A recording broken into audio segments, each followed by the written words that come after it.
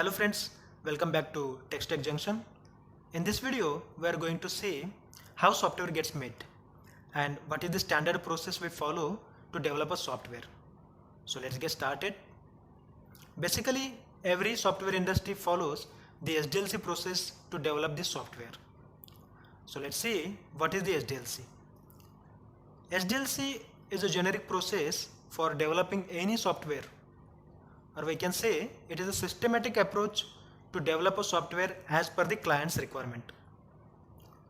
Here process means a stages. So let's see which are those stages. As mentioned here, we follow this kind of steps to develop any software. First is information gathering, then analysis, then coding or development, then testing, and finally deployment. So let's see each of these steps in detail. Before moving to the first stage, I would like to show one example so that you can correlate these stages. Suppose this is a client who wants an application that will deliver a food. So this client will go to the XIT company and will ask them to develop a software or application for me which will deliver a food. So from this X company, the BA, that is business analyst, will collect all the information and the requirements from the client related to the project. Client will provide all the details what he actually want in that software or application.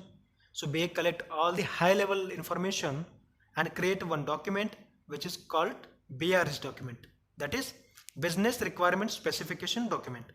So we can say BRS document which contains high level project requirements is nothing but a bridge between client and BA. So information gathering is the first stage of a SDLC.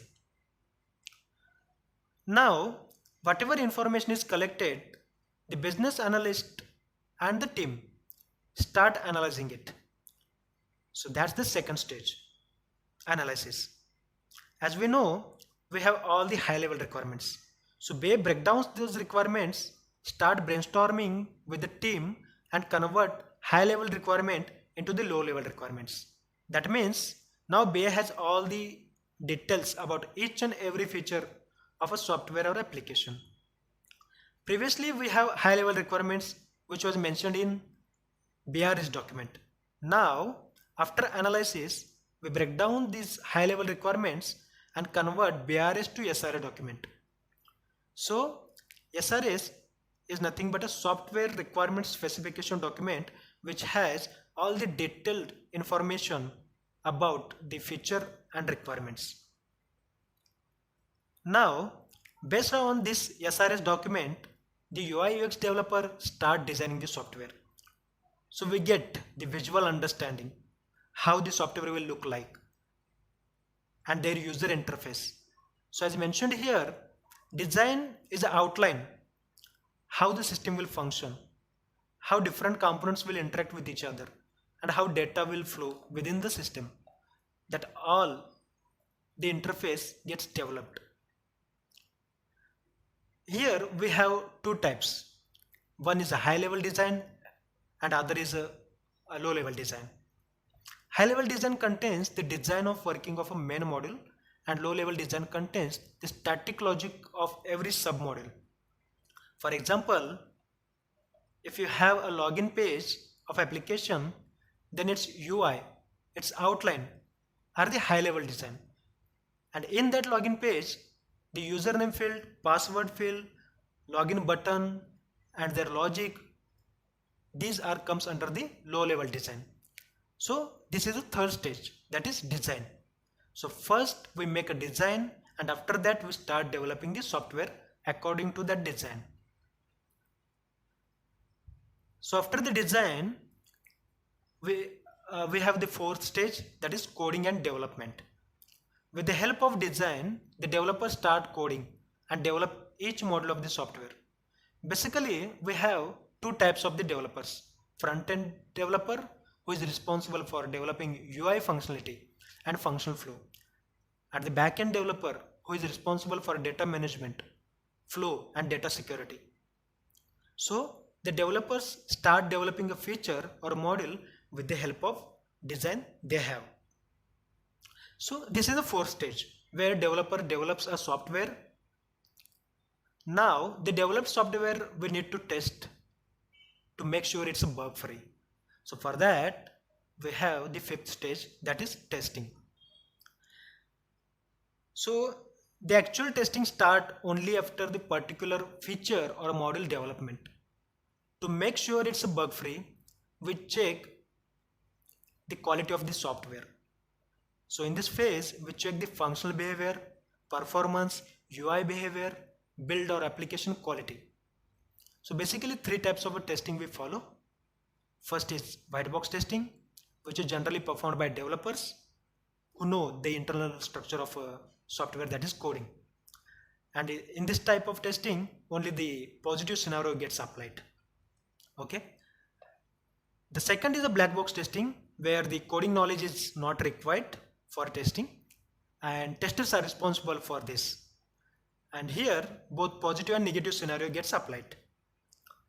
The third is gray box testing. So it's a combination of white box testing and black box testing.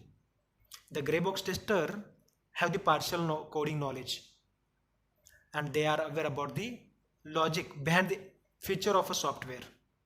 So in this type of a testing, the testers can uncover the defects more efficiently because they have a coding knowledge. So after the testing and making sure that the software is bug free, tester gives a green signal. So after the testers verify the software, we can say it's ready for development. So after testing, the last stage is a deployment. But before deployment, once the testing is done, we provide end-to-end functionality demo to the client before the application or software delivery. And if the client confirms, then we deploy the software on production. In short, if the software or application is developed as per the client's requirement and if it's a bug free, then we deploy it to the live, which is the last stage of SDLC. In software delivery or deployment, we provide user manual, slideshows and videos to help them understand how to use the application. So after the product goes live, if client want to make changes, improvement, or if they found a bug, then they can reach to the BA. So let's summarize this. To develop any software, we follow the standard process, that is SDLC, which has the 6 stages: information gathering, analysis, design, coding or development, testing, and finally deployment. So that's all about the software development lifecycle. Hope you understand its every stages. Thanks for watching this video. Keep exploring the world of software testing. Stay curious and I will see you in the next video. Happy testing.